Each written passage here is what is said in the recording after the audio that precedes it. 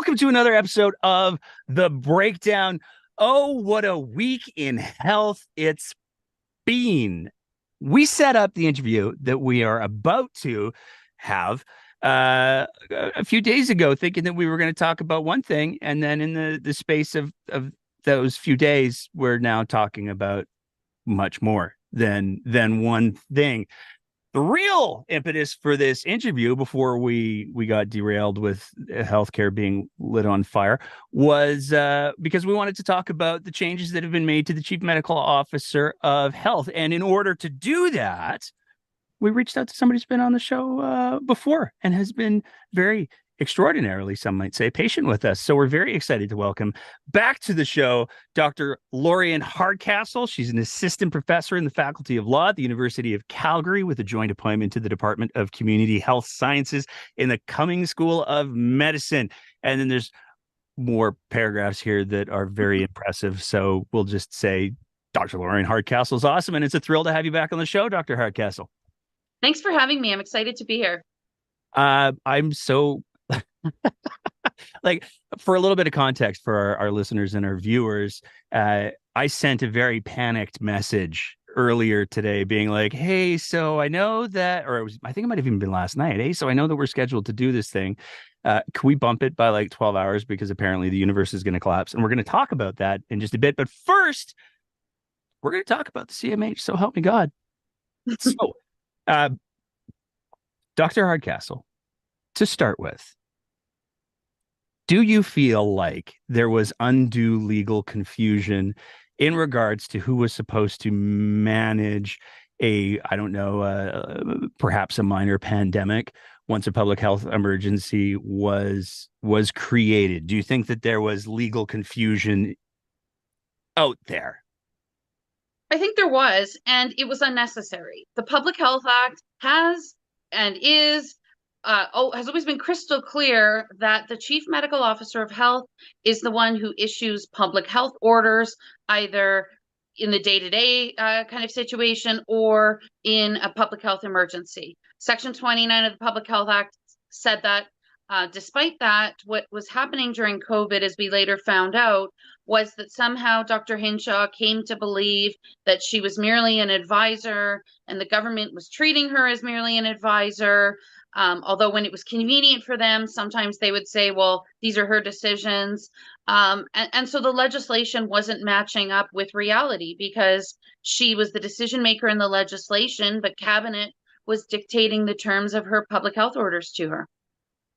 So, I mean, maybe I need to rephrase my question a little bit, because there's no doubt, I think, that there was some I'll use the word illegal things that happened in regards to the public health orders. I feel like I'm safe to say that because I'm pretty sure a judge did. But it seems like there's sort of two sides to the equation, if you will. On one side, we have all of the legislation that you listed off there, and on the other hand, we have Mr. Kenny and co. saying, "Hey, how about if we just made all of the decisions?" And Dr. Henshaw, some might say inexplicably, saying, "Oh yeah, I'm just in an advisory role." Do you think there was a flaw in the legislation? Was there a flaw in how her role was communicated to her? It isn't clear how all of the misunderstanding came to be. I think the legislation is clear to anyone. Plus, you would hope that the Chief Medical Officer of Health, who's writing public health orders, has legal advice. And so it's not clear how she came to believe that she was merely an advisor. With respect to the government, they too obviously had access to legal advice, and they must have known what the legislation said. And also the government had opportunities where it amended the Public Health Act during COVID and could have brought the legislation in line with reality, and they wouldn't have been out of line in doing so. There are provincial models where cabinet does have more decision-making authority in a public health emergency. So they wouldn't have even been an outlier. But it seems as though they wanted a situation where they could have their cake and eat it too. When things were going well, they could, be at the podium telling everyone how great they had done and how they had balanced lives and livelihoods. But when things were going poorly, they could say, well, these were Dr. Henshaw's ideas. We followed her recommendations, and that's what they said when Open for Summer turned out to be a big flop in the fall. And this is where, like, as this whole thing is kind of unfolded, I found myself to be quite confused because in the early days of the pandemic, we had you on the show, we had Dr. Obako Bogu on the show as well, and both of you were very clear. Oh no, this is hers. Like there was no, oh gosh, if only there was some sort of legal clarity here. It was, this is hers, and it seemed like the confusion that most people were experiencing who understood or had been told by people smarter than them what the legal framework was. The confusion was more, why are they doing it this way? This isn't how it's supposed to work.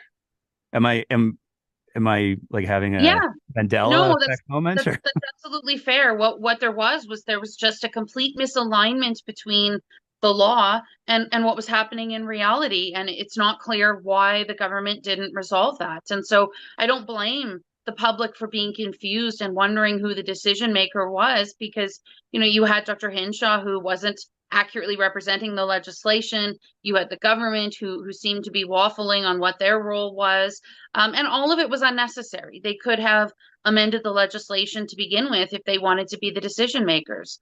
Cabinet could have made themselves the decision makers, and indeed that's what we're seeing this week, is new legislation that would shift power to cabinet in a public health emergency.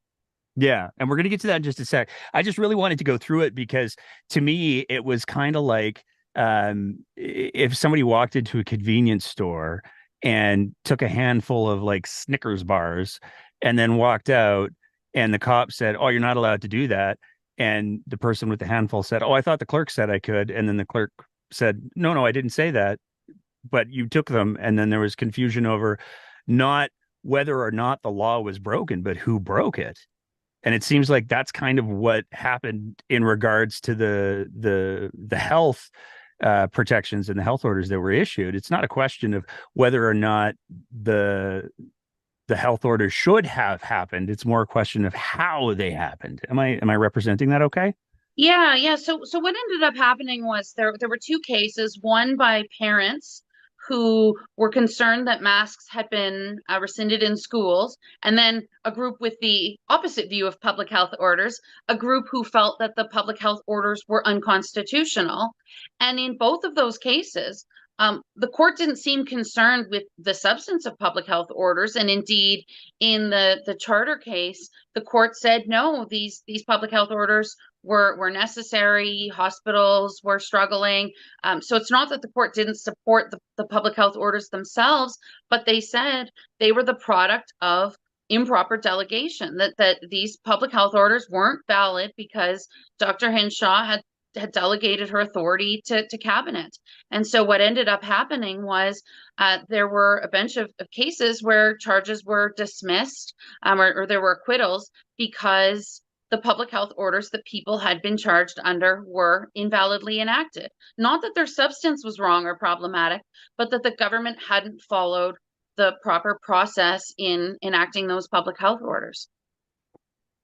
Now, to be clear, because I've seen a lot of chatter on social media, and God knows there's the folks who inevitably have some form of cryptocurrency in their bio who talk about, see, the health orders, they were all illegal. And to paraphrase what you just said there, it's not that the health orders were illegal. It's the manner in which they were implemented was not how it's supposed to happen. So to my knowledge, at least, there hasn't been a court ruling saying, "Oh no, these orders were invalid because they breached the charter," or "These orders were invalid because of bad science." The verdicts that have been rendered have been verdicts saying these orders are invalid because that's not how this is supposed to happen. It's not that the outcome was bad, it was the process was bad. Yeah, absolutely. I think that some of these cases have been misrepresented where in the one case, Ingram, the court said that the public health orders are consistent with the charter. There was just this procedural issue. But following that decision, you're right, on Twitter, there were people sort of talking about it being a victory for freedom and the rights were vindicated. And that's not what happened. They lost on the charter issue. It was simply the fact that the public health orders were improperly delegated. Okay. So it seems to me, and I'm not going to ask you to say this because that wouldn't be fair, but I'm going to say it. It seems to me that the problem that exists with the way that the public health orders were developed was that Dr. Henshaw did not hold her role in the way that the legislation said she was supposed to. And politicians, and I feel like it's safe to say we're not just talking about Mr. Kenney, we're talking about cabinet, given that there were presentations that were given to all of cabinet, and cabinet didn't say, oh, we shouldn't be reaching in and doing this. This is supposed to be the reign, the purview of the public health experts. So government certainly overreached, and Henshaw didn't smack their hands back. Yeah, it is not clear how this happened. I mean, as someone in the position that she was, Dr. Hinshaw should have had advice, access to legal advice.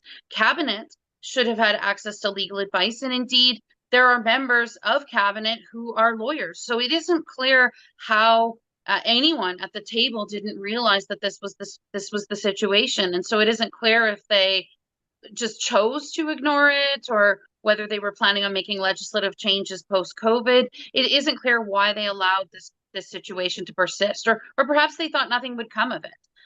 But it's frustrating. It's frustrating, to those of us who were saying that this isn't what the legislation says. It was frustrating to see public health order after public health order that had these legal issues, be it the issues with improper delegation, or some of the issues around the public health orders not being made available in a timely manner, or some of them were poorly drafted. They were lacking definitions, or had other drafting issues. They were just a frustrating mess, despite all of the access to legal advice that the individuals behind them ought to have had. I think it's safe to say, and this is purely a hypothetical, so we're just going to speculate a little bit.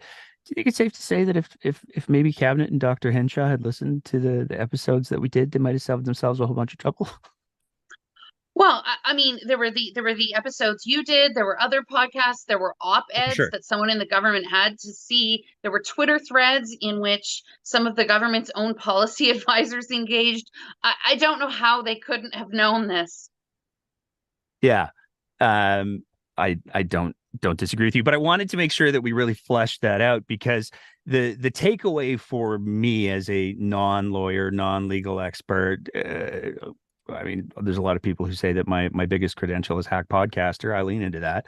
Uh, but the biggest takeaway is it wasn't a problem with the laws. It was a problem with the people following the laws.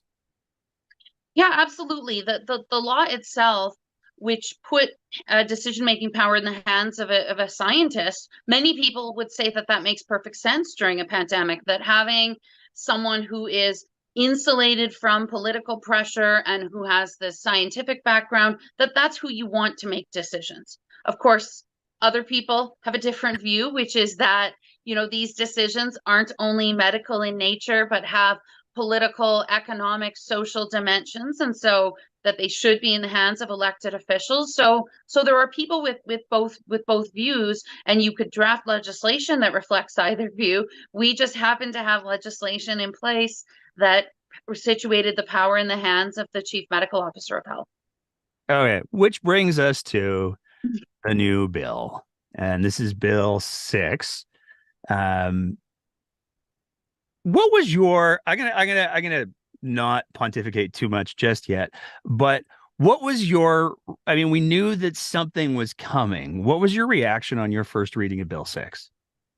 I wasn't surprised. I think that it was clear to me that the government wanted a situation where the day-to-day public health decisions would continue to be made by the chief medical officer of health and the other medical officers of health, whereas in an emergency, where there are the broader orders around masking or business closures or those sorts of things, that cabinet would want those in their hands. And so the way that the legislation was drafted, I think, reflects that.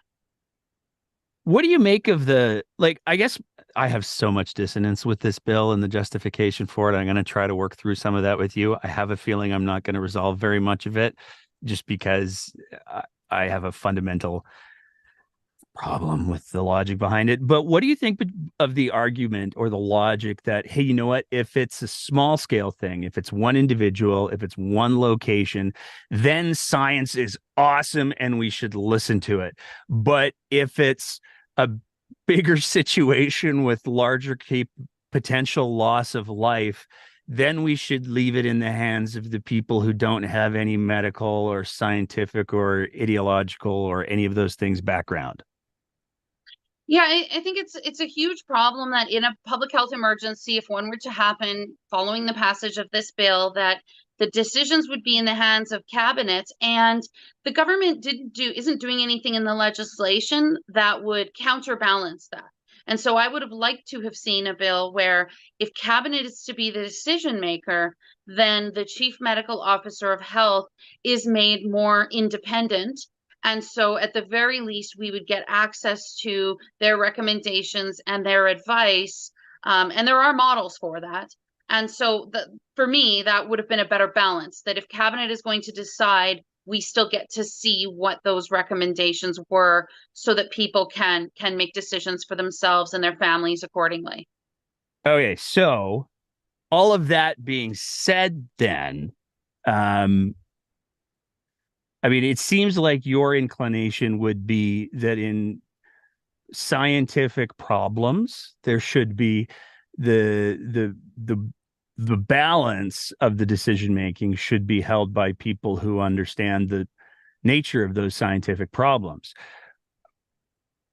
What do you make of, I mean, one of the arguments that we've seen the folks who have introduced this legislation, one of the arguments that they've introduced has been, well, we had to do this because there was so much confusion and we had to resolve the Ingram issue. Mm-hmm. And that, unless I'm missing something, that seems to me to be a little bit of I'll go with disingenuous argument, because the Ingram decision was, you didn't follow the rules, you should follow the rules. And it seems like, to me at least, what Bill 6 is the government saying, but we don't like those rules. We're just going to write the rules that we would like, and that's what we're doing. Am I reading it wrong? No. Ingram could have been resolved in two ways. One, Ingram could have been resolved by the government leaving in place the existing legislation and merely following it. In some ways that would have been the easiest solution. Or the government could have amended the legislation, and they had a variety of models open to them that I think might have been preferable. So, for example, there's at least one province that has a model where the chief medical officer of health makes orders and then they get approved by the minister. And so the orders are still being driven by the chief medical officer of health, but they're getting that government sign off to say, yes, or we identify these problems. Or they could have adopted a model where cabinet is the decision maker, but the orders, the recommendations that led to cabinet's decision become public. And so then if cabinet doesn't adopt those recommendations, then all of us can hold their feet to the fire for failing to do so. But this current model has not only cabinet as the decision maker, but the chief medical officer of health doesn't have independence to do that. They report to the minister. They're basically a bureaucrat serving the minister, as opposed to having that kind of independent role where we would actually get to know what was happening and what their true recommendations are. Is there anything in Bill 6? Because it seems to me, and I have a couple more questions on this topic before we move on, but it seems to me, if you're going to say, hey, you know what, if it's a small thing, if it's just a couple of, I don't know, preschools and a kitchen, then the CMOH can run that show, even though my understanding is there's local levels of chief medical officer of health who could do that without the provincial one having to get involved. But to say if you're going to make the jump from, but if it's a big deal, then we're going to leave that in the hands of the politicians who live and die on a 4-year cycle. Um, One would think that there would be something in the legislation that would say, and the chief medical officers of health recommendations must be publicly available. Is there anything in the bill that covers off that in better words? No, no. It what happens now is that the chief medical officer of health would report recommendations to cabinet, and the chief medical officer of health has asserted in the past that those communications are all confidential.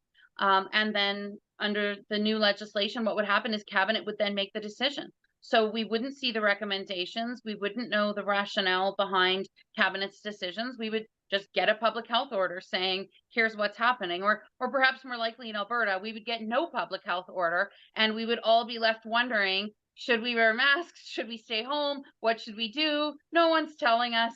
The government can't even be bothered to encourage people to get vaccinated. So, in Alberta, we would all be sort of just left floating in the breeze, not knowing what we should do. And that's a sad state of affairs when not only is the government willing to act, but people can't act on their own behalf because they're not getting that information about what a chief medical officer of health would recommend you to do. So it's a difficult situation, and it takes what was already a very politicized issue in Alberta and makes it more political. That's what this legislation does. Is it explicitly says that public health emergency decisions are now political decisions. Yeah, for me, the thing that I keep bumping on is the notion that anybody who's in elected office is somehow qualified to make these decisions. Because if you were going to make the argument that a layperson um, can make these decisions for themselves, then you wouldn't need a chief medical officer of health at all. But we do, because most people aren't experts in epidemiology or virology or public health or and so it's just stunning to me that we're willing to say, like, hey, you know what, the politician who may be, and I'm not denigrating anybody who's been a mechanic or a farmer or whatever, um, they should be the ones making these incredibly complex decisions by nature only of the fact that they were elected and have a public opinion gun to their head. Yeah, it's these things like a pandemic are so specialized, and the information was flowing so quickly, the science was complex, that we shouldn't expect individuals to have to try and understand this, and we shouldn't expect cabinet to be able to understand these issues in the same way that a chief medical officer of health whose entire job is public health would understand these issues. And so this really minimizes that person to merely an advisory role, and maybe cabinet would listen to them, maybe they wouldn't, but none of us will ever know. I'm curious, you mentioned other models. Are there any other provinces in Canada or territories in Canada who have purely the government will be advised in secret and then the government will make all of the decisions and cross your fingers suckers model? There are a range of models with respect to the chief medical officer of health's authority. So there are models like ours at the one end of the spectrum, and then there are models at the other end of the spectrum where cabinet is the one making the decisions in a pandemic. So either through regulation or through ministerial orders. And some of those jurisdictions that have more power in the hands of cabinet did perform well during COVID. For example, most of the maritime provinces were regarded as well performing during COVID, and some of them have a model that is more cabinet heavy than our current model is. And so, on the one hand, we might say that it's problematic for cabinet to be the decision maker, but on the other hand, I think it's actually who's the cabinet, who's the decision maker, because I think some of these powers are fine in one person's hands, but in another person's hands, they can be quite problematic. And so in some provinces where cabinet was the decision maker, cabinet chose to take a very cautious approach, an approach that would try and minimize COVID cases as much as possible, protect hospital capacity. And that's what Cabinet wanted to do. And they leaned heavily on the science and heavily on their chief medical officers of health. But I think in Alberta 2023, those have powers in the hands of our cabinet, we wouldn't see any of that. We would see very little in the way of public health. Even under the previous government, under Premier Kenny, we were often one of the last provinces to put restrictions in place, or the first to pull them back. And we had embarrassing hospital capacity problems after their failed open for summer. I mean, we were talking about rationing and sending people out of the province, which is embarrassing in a province with the health resources that ours has. If I remember right, we actually needed the military for a bit of time there. So Yeah, absolutely. nailed it. That whole situation was just absurd that AHS was being sort of pushed to find beds, find beds, find beds, and the government was doing comparatively little on their end to prevent those beds from being needed in the first place. Yeah. Um, I guess if I was to find a silver lining on this, this situation presents a compelling argument to elect the best qualified, most reasonable candidate, regardless of party lines, perhaps. Yes, certainly some candidates show themselves to be more receptive to experts and to listen to experts. And those kinds of people you could expect might behave reasonably in a public health emergency and would lean heavily on a chief medical officer of health's advice and would probably follow that advice and it would probably be fine. On the other hand, we've seen candidates that are heavy on the ideology or who are perhaps in a more of a contested area and their constituents are saying, we don't want these public health restrictions. And those people, I think, would be beholden to their base or to their ideologies and may lean away from following the science. Let's move on into, we're having a conversation about the type of candidate, the type of elected official, and the values that they bring to the table. And one of the pieces of legislation that a lot of people were expecting to potentially see this legislative session, but that Minister of Mental Health and Addictions, Dan D. Williams, has said they've kicked down the line. Danielle Smith said they've kicked down the line. Look for it in spring. They call it, in what is probably one of the uglier branding exercises that I can imagine, compassionate intervention. Everybody who works or has some knowledge of addictions and treatment, I have seen, refers to it as forced treatment. So, boy, where do we even start with this? Were you expecting to see the legislation for forced treatment coming into play this legislative session? I was actually. I was surprised to see when I saw that there was an announcement related to legislation and mental health and addictions. That's what I was expecting. Instead, we got some minor changes to the legislation allowing us to recover healthcare costs from opioid manufacturers, distributors. That's what we got. But when I saw the announcement, I was absolutely expecting it to be about compelled treatment of individuals with addictions.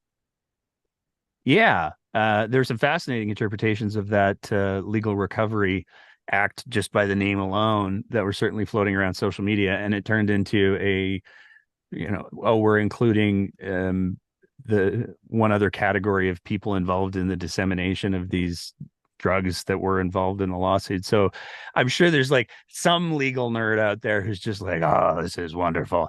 But I think everybody else was like, oh, that's it. But let's talk about the compassionate intervention or the forced treatment. Are you aware of any other jurisdiction let's start with just Canada, that does forced treatment? So under provincial mental health laws, so not laws specific to addiction, but laws that deal with mental health more generally, there are provinces that do allow, in certain circumstances and with certain procedural protections in place, for individuals who are involuntary patients to be treated without their consent. And it's not uncontroversial. There have been discussions about how that may be problematic from a charter perspective. So even that is controversial, and that's existed for a number of years. But expanding it to the context of individuals suffering with addictions, I think, is concerning, especially in this province where they've really not wanted to make the full spectrum of services available to individuals with addictions. They've wanted to disregard the harm reduction sorts of options and instead focus on recovery-based solutions. And so I think that, where you don't have other options available to people, you're funneling them into this recovery-based model, and then you're potentially compelling them to receive treatment. I think that's problematic. I think it's legally problematic. It's problematic from a policy perspective, and I don't see how it's going to be effective. So I want to talk a little bit about the other examples where there's forced treatment. We hear members of the UCP and people who are advocating for this new thing often referring to, oh, well, we already have these things. So we have the things like mental health forms like Form 1, Form 10. But the criteria for those, certainly a Form 10, is, I mean, you have to be saying, I want to kill myself. I want to kill that guy because he's a lizard person. There has to be some, I'm not just angry at him. There has to be some sort of psychological defect. And a lot of people look at those and go, well, death's a pretty clear endpoint. When the goal is, I want to get to death to myself or death for someone else, there's not really anywhere to go from that. And it seems like there's some people who are delineating, I'm probably one of them, the difference between, I would like to use drugs, I would like to get high, versus I want to die. There seems like there's a bit of a difference in the permanence of those goals. Is there a legal argument for, like, if somebody, and you mentioned the fact that there's charter concerns for things like the Form 1 or the Form 10 or all the other numbers in between, but is there some sort of legal delineation between somebody wants to make a bad decision and somebody wants to end their life? Well, it's interesting, despite the fact that these laws exist across the country and raise obvious charter issues, even in the mental health context, and have been expanded in the mental health context from that point that you mentioned, where you have to be a danger to yourself or others, to many provinces have expanded that to allow for involuntary hospitalization, where people are at risk of significant deterioration, or they're not quite at the point where they're threatening to harm themselves, but based on their past history, it's projected they'll get there. And so there's been an expansion even in the criteria that we use to involuntarily hospitalize people. Despite that, there hasn't been a lot of litigation in this space, and we can imagine why. These people in this position aren't necessarily well positioned to mount a legal challenge. There was a legal challenge in Alberta a couple of years ago, and actually the court found themselves deeply concerned about some of the things that were going on in Alberta's hospitals with respect to patients with mental illnesses. They were concerned about the number of people, the length of time they were hospitalized for, some of the procedural problems they were accessing along the way. And so when the courts have got their hands on this issue, sometimes they have been concerned. And I would expect we would see the same thing in this space.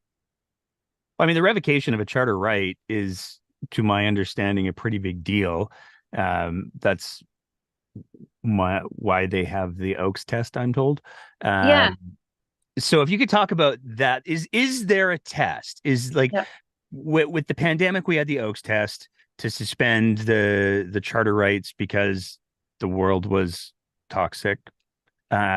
Is there some sort of equivalent for, I don't like that guy and his doing drugs. Yeah, so I think that if the government were to pass legislation that compelled individuals to receive treatment, I think that violates the right to life, liberty, security of the person. So Section 7 of the Charter. I don't think there's any question that that raises issues around liberty and security of the person. The question then becomes, though, those charter rights aren't absolute, and the government has an opportunity to justify those charter rights. And you've mentioned the Oakes test. And so what the government has to show is that its limited rights for a reasonable, pressing objective. They've done so in a way that minimally impairs individual rights, and they've been proportionate in their approach. The issue I have here is that these cases almost always center on this question of minimal impairment. Could the government have dealt with this issue in a way that impaired individual rights less? Did they have other options? Do they have evidence for what they're doing? And I think the answer to do they have other options is yes. You know, this is a government that is pushing people into recovery only, and is abandoning harm reduction. And they should be giving people as many options as possible, trying to meet them where they are. And, you know, even then, this may still not be justifiable, but in its current form, where they're not even bothering with trying to give people options to safely consume or those sorts of things, I think this is very vulnerable to a charter challenge. And then the second piece is, you know, the courts expect the governments where they're going to limit individual rights to bring the evidence. And I don't know what evidence they're going to bring in this case. That this is effective and that this is going to work and that we have good reason to limit individual rights. I don't think that evidence exists. The evidence that I've seen shows that this may do the opposite. It may drive people away from seeking help. It may have the opposite effect and may actually make things worse. And the courts are going to expect that evidence from the government, and perhaps that's why they've delayed this bill to next session is to try to address some of these issues. It seems like, though, what the government is doing, I mean, that's a fascinating. I love the notion that because this government has actively worked against harm reduction, they may well be shooting themselves in the foot when it comes to this legislation. Because honestly, my personal standpoint is any argument for harm reduction is worth considering. But I'm curious, like, what's the legal difference between like what Danielle Smith, what the UCP are arguing, what proponents of forced treatment are arguing is, hey, if somebody is doing so much drugs that they're risking ending their life. I don't think that there's anybody who uses drugs regularly who's not aware of the toxic supply, who aren't aware of the risks for a variety of extraordinarily complex reasons that I'm not in any position to judge. They continue to use. Some of those may very well be physiological because dope sick sucks. But if somebody makes that choice, you know, if somebody's to say, absolutely, I understand that it's a toxic supply because y'all won't give a safe supply, and I understand that I could die, but I choose to continue to use these drugs because that's my choice. What's the difference between somebody saying that and somebody saying, this is my life? I have a terminal condition, and I'm going to avail myself of something like MAID. To me, if somebody is able to demonstrate that they're aware of the inherent risks of their choices, or the likely or definite outcomes of their choices in the instance of MAID, they're allowed to make that choice, are they not? I think what maybe is that yes, there are healthcare contexts like medical assistance in dying, or like you want to do not resuscitate order, or you have a religious objection to receiving blood. So there are circumstances where we certainly do allow people to refuse treatment and or withdraw treatment and let the consequences be what they may. I think what's happening here and what we see in the mental health context more broadly is perhaps just paternalism. This notion that maybe these people don't actually know better. And I think sometimes it comes from a difficulty that those making policy have with putting themselves in other people's shoes. I think, your average elected official can imagine what it would be like to have painful terminal cancer and want to receive MAID, but they maybe aren't so able to put themselves in the shoes of someone who's using addictive substances. And so I think there's a paternalism and a lack of understanding that's often at play. It almost seems to me that the disconnect in the conversation is there are people who work in treatment, in outreach, in harm reduction, in all of those different areas, and I think all of them would probably make the argument that there is absolutely a medical component. There's a physiological component to and a psychological component to why people use in the way that they do. And it almost seems like the people who are advocating for the forced treatment are looking at it purely as a moral imperative and disregarding all of the other things. And, you can have I can have my moral feelings about a lot of different things. I have moral feelings about a lot of the pop music that's in the world today, but I also recognize that I don't have the ability to make people stop making crap music. I mean, we're all stuck with Nickelback. That's just the reality. But that seems to be the big difference is like there's this moral piece and then there's this evidence-based science piece, which kind of folds back into the whole CMOH piece, because again, are we making decisions on the best available evidence, or are we making decisions based on purely subjective feelings? And I think that's a problem. That's a problem that the direction that the healthcare system in this province is taking is that it's one that's moving away from science and experts, and at times has been openly hostile to experts, and towards one that is more ideological in nature. And I don't think that anybody's going to benefit from that. I don't think that the health outcomes of Albertans in a public health emergency or Albertans who are struggling with addictions, I don't think any of that is going to be improved by a government that turns its back on science and heads towards ideology. Is there legal consequences? So let's use the pandemic example, and then I want to ask about where courts tend to side when it comes to evidence over feelings. But is there? I've seen people who have made the argument: if there's another pandemic, God help us all, but if there is another pandemic and the government does nothing, we're going to sue them into next week. Is that something that people can avail themselves of, or is the government, by nature of their positions?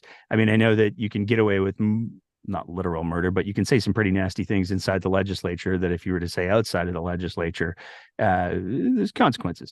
Does that exist, or is that just wishful thinking? Like if hypothetically we do have another pandemic, and if hypothetically the provincial government says, cross your fingers, everyone. Is there legal recourse, or is it just wait till the next election? Unfortunately, it's largely wait till the next election. I know a lot of people talked about wanting to sue the government for the way that it managed the pandemic, and there were conversations about, well, isn't this negligence? Weren't their decisions negligent?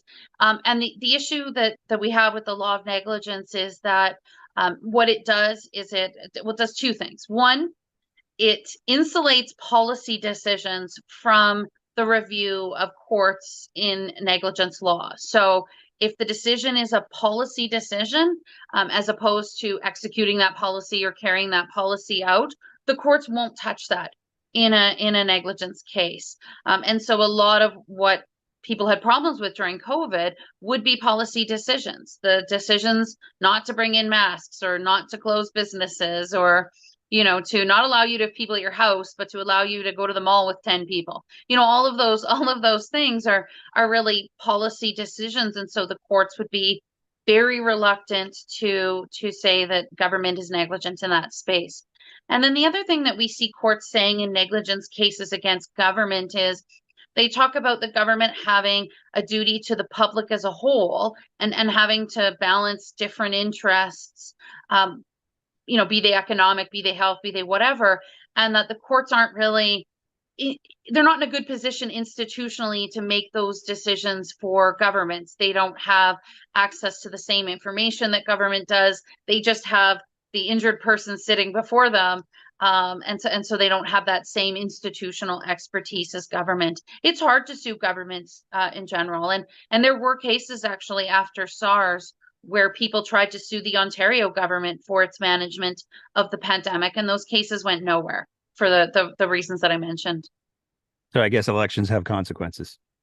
They do. Elections absolutely do have consequences. And I think another legal tool that people sometimes talk about is, well, can't we use the charter to make the government do something? And the charter doesn't tend to be interpreted that way in Canada. It tends to be interpreted more in a negative way, as in, did the government limit your rights? Not, can we use it to make the government do things? And so the legal recourse for mismanaging a pandemic is fairly limited. It really does come down to the ballot box. What do you make of, because I've heard a few people float this idea, and since I have you here, I'm just going to throw all the things at you. Sure. I've heard some people say, if we have another pandemic and the government decides to be stuck on suck, well, we're going to do the recall legislation. And I mean, I've read the legislation, and it requires almost a higher level of signatures than voter turnout. So I'm not sure how well that works. I think it would be extremely difficult to use recall legislation to get rid of the particular elected officials or government. Even if there was a horribly mismanaged pandemic or some other similar situation. The issue is, the number of signatures. Another issue is that it's time limited. You can only recall people a certain number of days after they've been elected or a certain number of days before an election. So there are time limits. There are percentage of voter limits. I don't think that we can rely on that legislation as really providing much of an out. And it's by design. The government wouldn't have put legislation in place that makes it easy to get rid of them. Yeah. I remember when the whole recall legislation came up and everybody was like, ha, they're putting in the recall legislation, and they were pleased because somebody said it's recall legislation. And then if you actually read it, it was like, oh, so I should be buying lottery tickets because I have better odds of that. Yeah. Let's talk about, we're recording this on the 8th of November. Remember the 8th of November. It's not quite how it goes, but I'm making it work. We had a big announcement today. There was some foreshadowing yesterday where there was a big document dump / leak that sort of foreshadowed what was going to be announced today. Describe for me what happened, and then we'll get into what you make of it. Sure. So, Alberta had moved historically from a situation where each hospital had its own governance structures, and then those were amalgamated into health regions. And then we ended up with Alberta Health Services, which is a single health delivery organization that deals with acute care and various other health services under their umbrella. What this legislation would do is it would shrink, well, when there is legislation, it will shrink the role of Alberta Health Services down to just an acute care provider among other acute care providers. And instead, we'll be bringing in 4 new organizations, each of which will manage a different part of the healthcare delivery system. So there will be a primary care organization, an acute care organization, continuing care, and one for mental health and addiction. So we'll have these 4 organizations, each tasked with different managing and administration of those areas. And then the government itself will seemingly be taking a much more hands-on issue. They talked about how AHS got too big and was doing too much budgeting, too much policy, and that those functions of policy making and budget should fall with the government. So they're going to be a lot more hands-on, I think, in the coming years.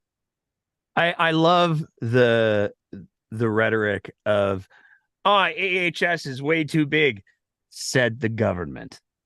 Yeah. Yeah. Like the notion of, sometimes an organization just gets too big, it gets out of control, so we're going to absorb all of their power onto our mass and trust us. There's just a dissonance in the messaging for me there.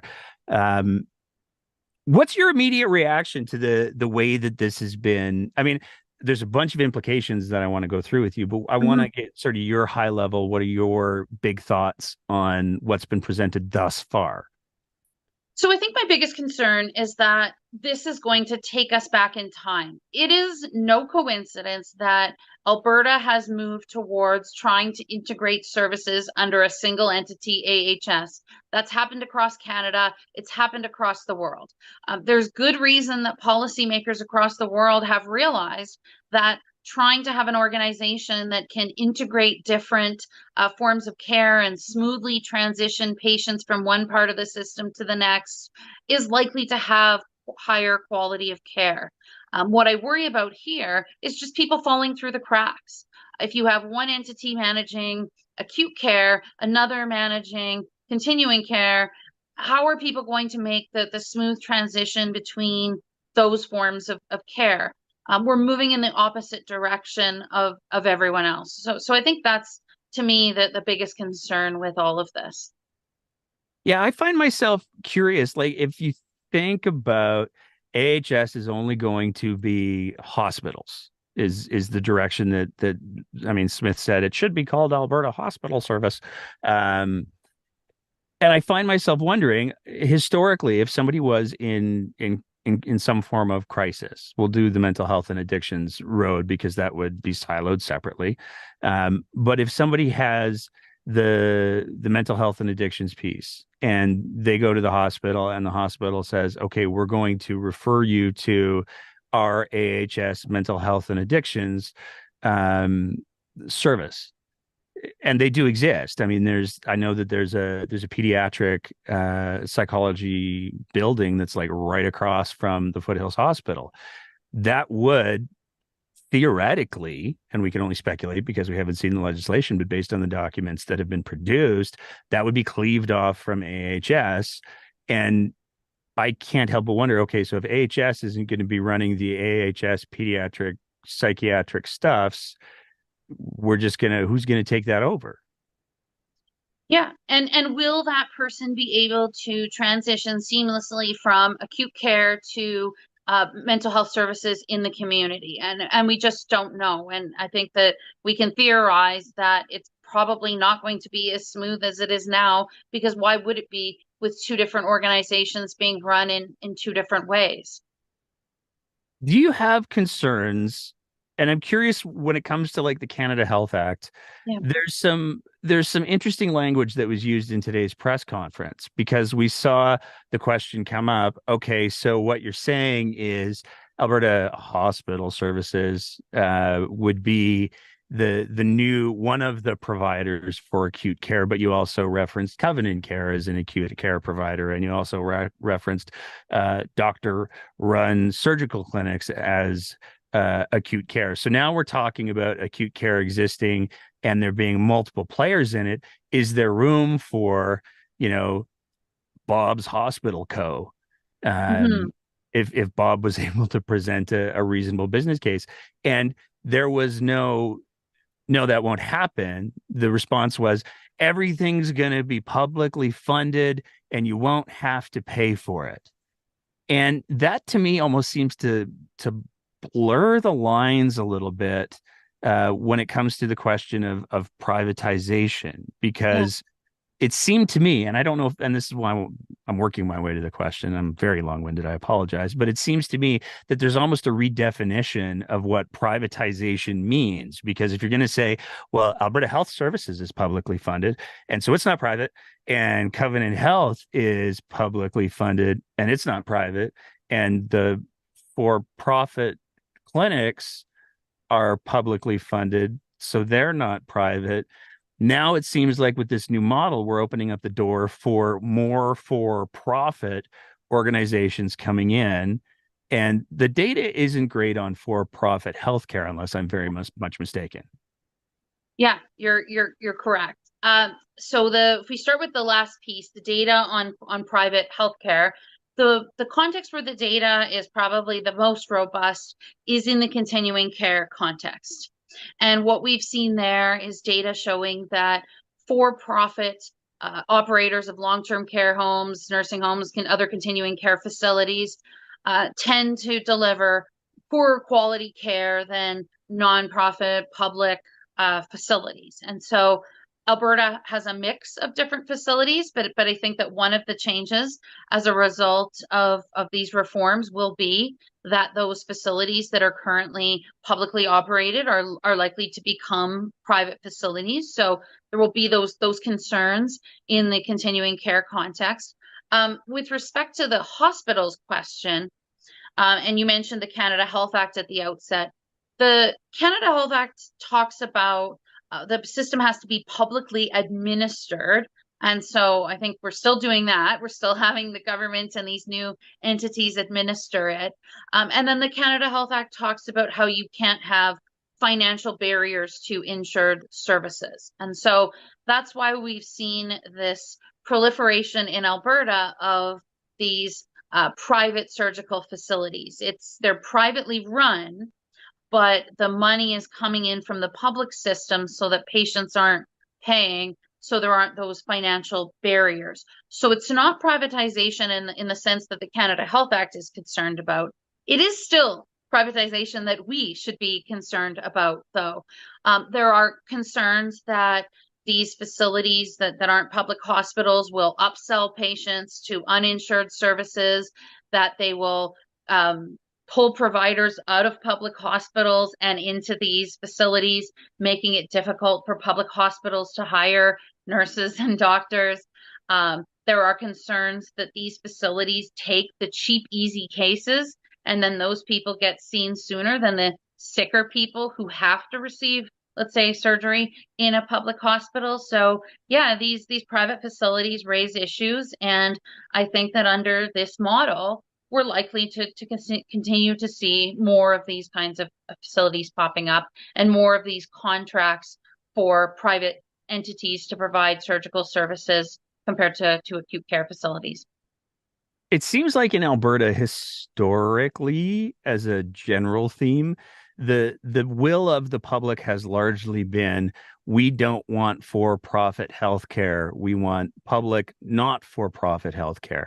And it seems like one of the risks that exists within this new Alberta model, boy, the Alberta models these days, that exists within this new Alberta model is we're going to have not-for-profit public health care, but we're also going to have for-profit public health care. And it's not necessarily privatization in the strictest interpretation of the Canada Health Act, so they'll get away with it. But at the end of the day, I mean, the math is the math and the dollars are the dollars. And so if you have a facility that can do, I don't know, 15 ankle surgeries from a public standpoint, or a facility that's going to do 15 ankle surgeries from a for-profit standpoint, something's going to be giving. I mean, it's the same amount of sutures. It's the same amount of, I don't know, saw blades. And if you're going to have a profit margin, then, you know, the efficiencies very quickly turn into not as good things. Am I reading that wrong? No, no, not at all. So if we look at the long-term care context where we have the most evidence, we do see corners being cut to maximize profits. Specifically, the corners that we often see being cut relate to staffing. So the number of staff hours per resident, or the qualifications of staff that are working. And so it is entirely possible that we'll see corners cut. We may also see those facilities turning a profit by upselling patients to services that aren't currently insured, some of which may be beneficial, others of which may be just upselling for very marginal benefits. Another thing that we might see is despite the fact that these facilities are taking what should be the cheap, easy cases, because of course sicker people need to be in public hospitals, that they'll take the cheap, easy cases, but the what will be charged will be the same as the average case. And we did see that before. We saw there was a private orthopedic facility in Calgary several decades ago now, and we saw that it cost them more per case to do, joint replacements than it cost in the public hospital. So yes, something has to give. Quality or cost or pushing money back onto the patients, but something has to give. And in Quebec, when they experimented with more private surgical delivery, they found that costs were being pushed back onto the public system where possible. So follow-up appointments or patients who ended up needing rehab after surgeries, that those got pushed off onto the public system. And so they were being paid to do these cases, but then we're deferring costs whenever possible. One of the other things that I wanted to ask you about from a legal constitutional standpoint, and I know it's been a hotbed issue in Alberta for a while, is I couldn't help but notice that the two people who got the introductions at the start of the press conference were the guy from the Firefighters Association, who was presented as if he speaks for all paramedics, and he definitely doesn't. But following that, there was a gentleman from a faith-based continuing care organization. And we have seen in this province issues where faith-based organizations who administer, whether it's continuing care or administer healthcare, go, we can't do that. That's against our beliefs. And it has nothing to do with the evidence, it has nothing to do with the medicine, it has nothing to do with the science. It has to do, again, with that moral imperative.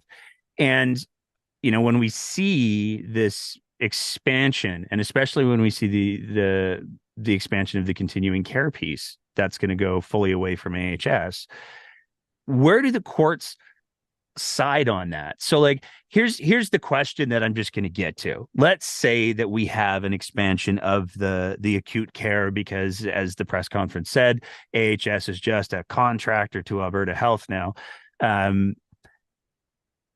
And a woman goes in and she's got an ectopic pregnancy. So the pregnancy is, Google it if you don't know what I'm talking about, audience, but it's very bad and the pregnancy is non-viable. And they say, oh, you have an ectopic pregnancy, you're going to need an abortion. But we don't do that here because of faith reasons. Is that a scenario that could conceivably happen, or is there a legal framework where the facilities are told, no, if you're going to be in this space, then you have to play by the same rules as all of the other players? Because I know that there were examples where people were denied access to maid services. Yeah, absolutely. There have been scenarios where people wanted access to MAID, and there was a situation in Edmonton where the consultation happened outside on the sidewalk.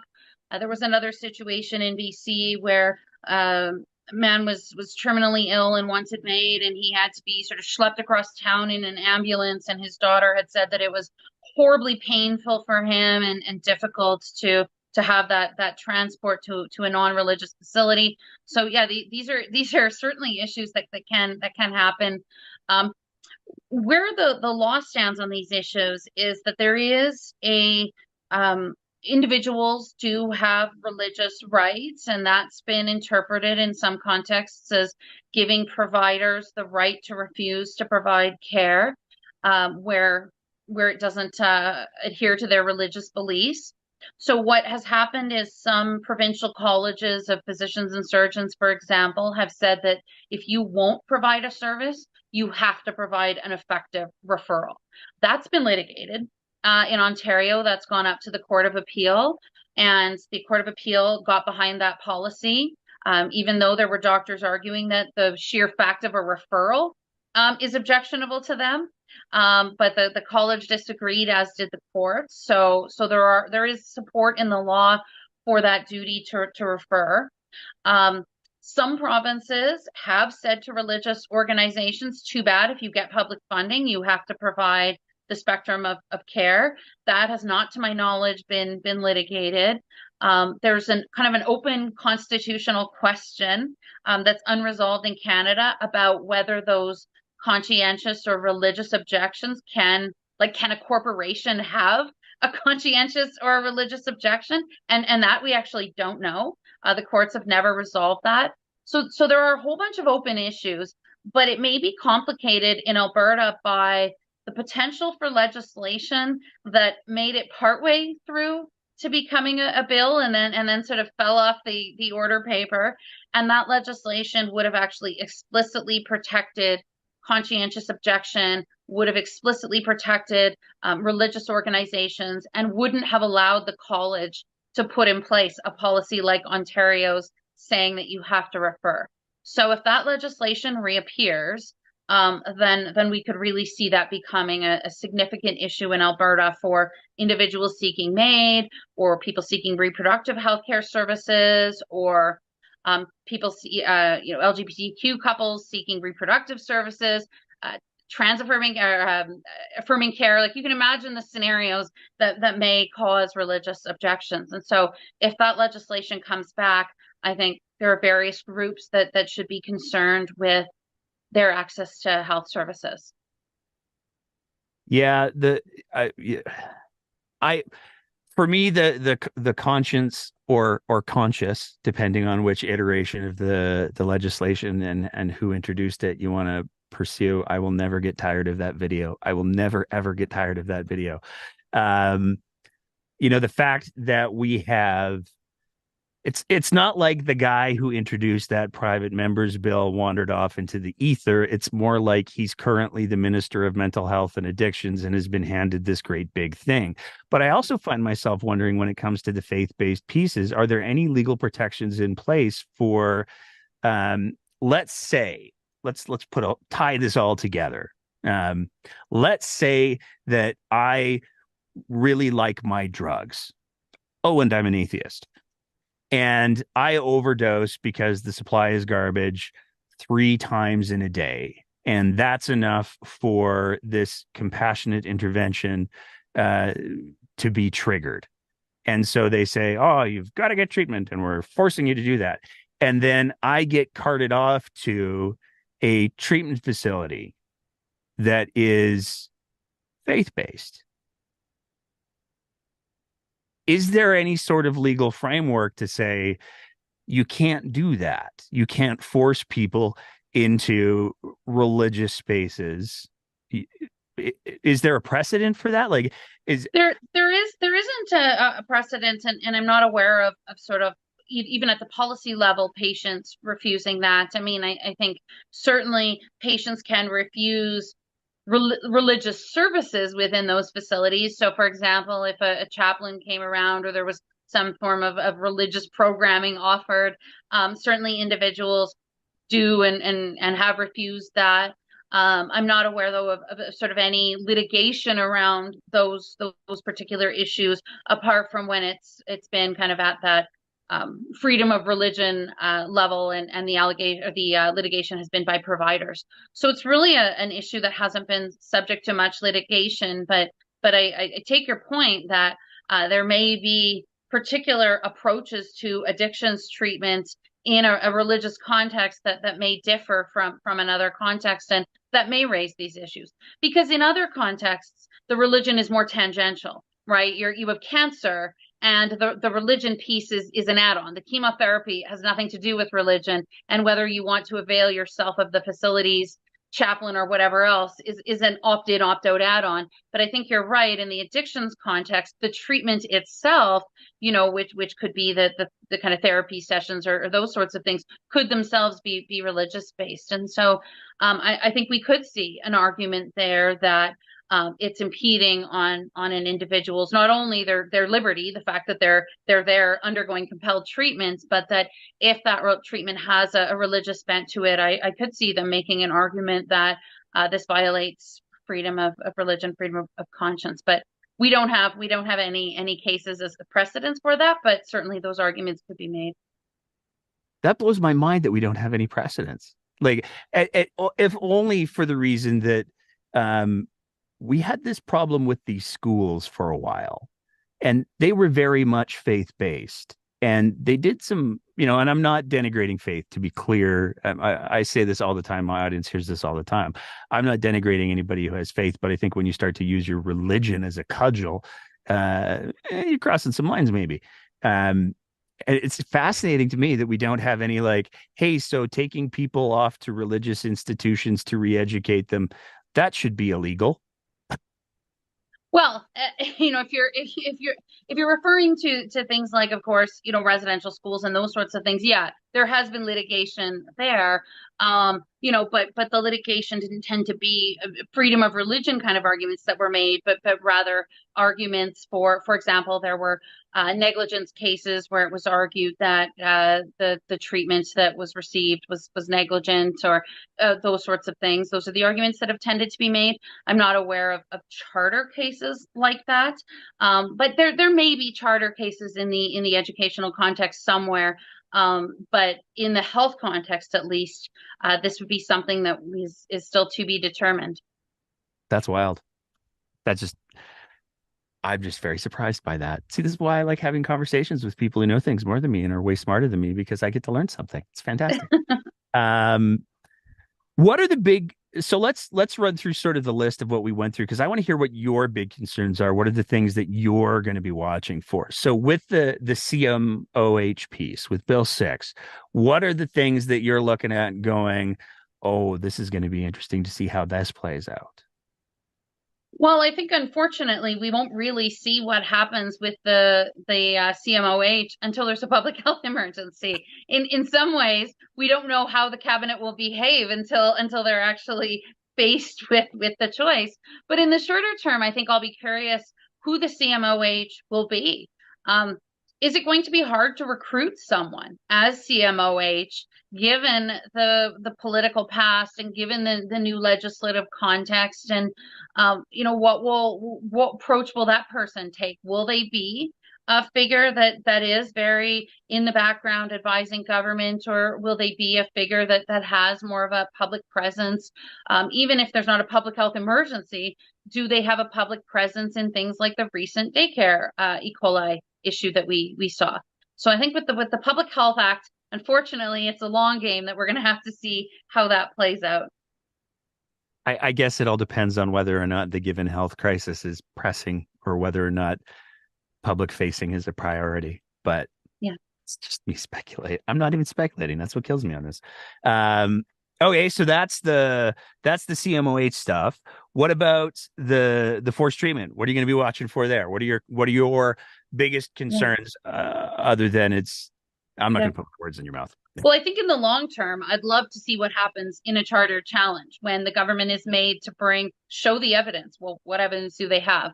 Show that you exhausted other less impairing policy options, which we know they're not. So I think in the long term, that could also be interesting. In the short term, I want to see what the legislation says. How high does it set the bar to compel individuals to undergo treatment? What criteria do they have to meet to be in the category of someone who is forced to receive treatment? What procedural protections do they get? Can they challenge this determination? What does that look like? What does the process look like? How long are they allowed to be held under the legislation? Is it a sort of a short temporary detox hold, or are they allowed to be held in facilities and treated for longer periods of time? So what does the law look like is the big question in that context. Yeah, I have so many questions about that one, because like, to me, if the concern is, oh, they're using drugs too much, they're going to overdose. If I'm that person, I'm going to be like, oh, you know what? Thank you so much for holding me for 24 hours. I'll never use drugs again. And then I would go and use my drugs. Yeah. I mean, it's sort of a catch-22, isn't it? Where you obviously legally the law would want you to hold people for as short of a time as possible, so you're not intruding on their liberties to a great extent. But of course, to effectively be treated, that would lean more towards a longer term of treatment. And that's why I think we want these options available to people, but we want them available so that they can choose them. And we want a broad spectrum of other options, including safe consumption, to be available for those who aren't there yet and aren't ready to do the recovery thing. Yeah, I always go back to the old joke. How many psychiatrists does it take to change a light bulb? Only one, but it's got to want to change. Yeah. And Yeah. I think there's a lot of truth in that one. What about AHS? So the time frame for this thing in some instances is pretty fast. And I mean, I think they said that they want to start moving on the AHS stuff like right now. And then they're hoping to have the mental health and addictions done by spring of 2024. And then they'll figure the rest out from there. What are your concerns? What are you watching? Well, I think the concern is just the siloing is going to lead to people falling between the cracks. That's a big concern. The other big concern is that this doesn't solve our actual problems, right? If one of our big problems is this human resource issue and attracting doctors to the province and having patients have a primary care provider, I don't see how any of this fixes that. If I was a doctor and I was looking at my different provincial options and where I might want to start my career, I don't know that I would want to go to the place where the system is in chaos and the government is expanding their authority and they're breaking things up. And like that just sounds chaotic. If I had various good options on the table, I'm not sure that I would pick this unstable, chaotic system in Alberta as my choice. So I don't think it solves problems. And I think we're likely to see that in the long term, right? If we look 5, 10, whatever years down the line, did this significantly improve patient outcomes? I don't think the answer is going to be yes. I think I'm also watching for the cost. I think it was very telling that in the press conference today, the government would not cite a dollar amount for this transition. They kind of nodded to what it cost in 2008 and then left it at that. Either they don't know what it's going to cost, which is a huge problem when you're embarking on such a potentially significant thing. You need to know how much it's going to cost, or they do know the cost and they're just not willing to share it. And like either of those scenarios are problematic. So I'll be watching for what this costs in the long term. So I think those are the main things in the longer term. Maybe in the immediate term, just watching who do they appoint to these new organizations? What does the legislation look like? Who has what powers? What specific accountability mechanisms there are? So basically just the details of all of this. I mean, it's not like the provincial government has embarked on any major initiatives recently without having any concrete numbers to provide to people. That's clearly a standalone incident. Yes. Something we've seen before. Yes. Yeah. But it could be so expensive. The creation of these new organizations, consulting with the public, all of these things, and one can't help but wonder if the money wouldn't be spent better on direct patient care, on frontline staff, on all of these things that we know we need. And I just worry that this is going to throw the whole system into chaos when it's already struggling. I mean, just the transition of just lab services, which is such a tiny aspect of the healthcare system, tiny but important, that was a disaster. We haven't seen yet the costs on that. I think we may from the Auditor General, but just what a disaster that was, transitioning that over. And now we're going to do that with the entire system. I just don't see how that's going to be successful. Well, and maybe the labs too. That was the two little fun pieces. And by fun, I mean, we're doing that then, are we? The fact that they've said, hey, you know what, for labs, we're going to give it a year and then we're going to see what the new AHS board wants to do. And they said the same thing for emergency medical services as well, where we're going to give it a year and see where the board wants to do. I'm curious, the chair of the board, he's got a little bit of history in the medical space and in the political space. I was fascinated at how his introduction at the press conference was just like, oh, he's a doctor and he does rural healthcare sometimes. And I mean, if you want to call, I think it's Vietnam, rural healthcare, I guess you could, but he has a history with forms of private healthcare. Certainly, some of his current ventures allegedly have him working for organizations that could potentially stand to benefit from this. Is there any sort of conflict of interest flags that go up for you, or is this one of those like, well, they get to do what they want because elections have consequences?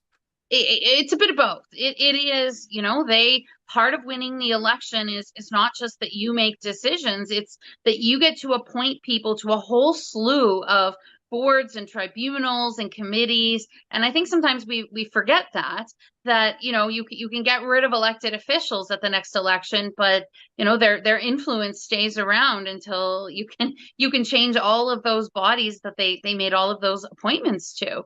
And so in some ways, yeah, who you get is gets to be decided by who's in charge.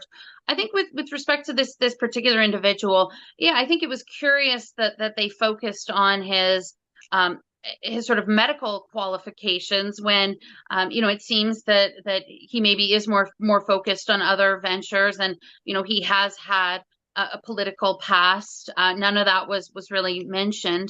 I would have hoped that they would have picked someone who's currently in a high role, perhaps in AHS, or someone who is on the AHS board, or someone who has been on the AHS board, or someone with significant experience in healthcare governance. I would have liked to see an appointment that was more focused on the expertise and the necessary qualifications than perhaps someone who is politically aligned with the government. Okay. The question that I'm hedging a little bit is in February of 2021, there was an announcement from an organization called Equity Health Services that he was joined, or he was nominated to the Strategic Advisory Board for Equity Health Services. And when you go to the Equity Health Services website and you take a look at the services that they offer, diagnostic services, chartered surgical facilities, mobile testing, advisory and counseling, emergency infrastructure, like he's very, very recently had it appears to be pretty substantive interest in private healthcare. And he's going to be the chair of the board that's deciding whether or not AHS keeps lab services and EMS. Like, is there any sort of conflict of interest rules that get triggered here? Or now that we fired the ethics commissioner, is it just do what you want? It's been a while since I saw it, but I'm sure AHS has a conflict of interest policy, although I'm not sure it would be binding on the board. I think they have one for staff and whatnot. I'm not sure if it would be binding on the board, but I think you're correct that if they've appointed someone who is friendly to private options and for-profit healthcare and chartered surgical facilities, that's telling. Right? They have a whole slew of very qualified people who either work in AHS or have worked in healthcare governance or have extensive public sector expertise. Like, it's not that they had a shallow pool of talent to draw from, and the fact that they pick someone who is politically aligned with them and who has these ideological views around privatization. I mean, I think that's telling for what values they have with respect to the healthcare system. And this isn't the first time this has happened. They appointed someone to the board previously who had written papers and voiced his approval of private healthcare as well. So it seems that there are those voices in AHS, and that the government is going to continue to appoint them to these kinds of leadership positions. I think we could see the same thing when they create a board or the entity to govern this new continuing care organization. Will we see that organization dominated by voices from the for-profit continuing care sector as well? And I think the answer is yes, we may. Yeah. My last question for you. There are a lot of people who are watching this legislative session, and I don't feel like I'm being hyperbolic when I say certainly high levels of anxiety, and based on some of the messages that we've gotten, abject terror. What would you recommend people do if they have concerns about the direction that things are going, because we're kind of screwed for the next 3.5 years from an election standpoint. Are there any recommendations that you have that people can avail themselves of if that's something that they want to do? Yeah, so I think that a couple of things. I think that, this is a government that keeps legislation and policy decisions very close to their chest. And so that gives people limited ability to influence decisions before they happen, because things just happen here. And even people who work in this space often don't find out until the last minute, or, and so it doesn't seem like there's a lot of expert consultation. They hold things very close to their chest. And so I think that it's hard to be able to influence those big decisions. But I think once those big decisions are announced, certainly people can apply pressure to their own elected officials, to the opposition elected officials, as to how the details of those things will be sorted out. I think as well, people can try and look down the line at the kinds of policies that the government is looking at and make their voices heard on those things before they become policy. So, for example, the UCP just had their annual general meeting and voted on a whole slew of resolutions. Those are things that people can try and make their voices heard on now, knowing that they may become policy down the line. Individuals can also, there's a lot of experts out there commenting on various political or various policy issues, economic issues, natural resources issues, health issues. So individuals can certainly find those voices and use them to try and hold the government's feet to the fire. Just this week, there was a paper that came out that debunked the government's report on supervised consumption, and that's getting a lot of publicity, and people are holding the government's feet to the fire. Will it change their mind on that issue? Maybe not, but the more that people do that, the more likely it is that we'll see changes. So just calling out the government if you see things they're doing that don't accord with the evidence. And then, of course, finally, the next election will come sooner than people think, and so getting involved in that early. I think if people are passionate about these issues, they can certainly do that. They can get involved with their local constituency associations. They can donate. All of those things are helpful. Perfect.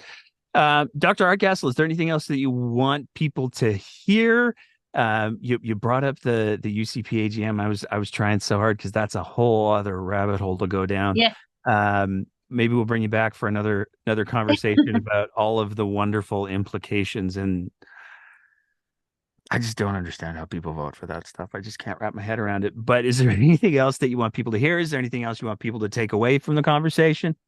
No, I think people just need to continue to inform themselves on these issues, continue to try to make their voices heard by elected officials, and ultimately to take care of themselves. I mean, if this isn't a government that's going to tell you to get vaccinated, this isn't a government that's going to tell you to wear masks if you're immunocompromised. And so ultimately, you have to fend for yourself a little bit and find those expert voices and do what needs to be done to make sure that you stay healthy and safe. Awesome. Dr. Lorian Hardcastle, I want to thank you so much for taking the time to chat tonight and reinforcing how much trouble we're in. Thank you for having me. Yeah, thank you so much. And that's it for another episode of The Breakdown. As always, if you appreciate the kind of content that we're trying to produce here, we would love nothing more than if you thought about signing up to be one of our Patreon sponsors at www.patreon.com/thebreakdownab, where for just the price of a fancy cup of coffee a month, you can help us continue to produce this kind of content. Whether you're listening to the audio version of the podcast, in which case, maybe leave a review and a rating, or whether you're watching it on one of our streaming platforms, we want to say a big thank you to everybody who is part of the Breakdown's audience. And as always, take care of each other and keep the conversation going.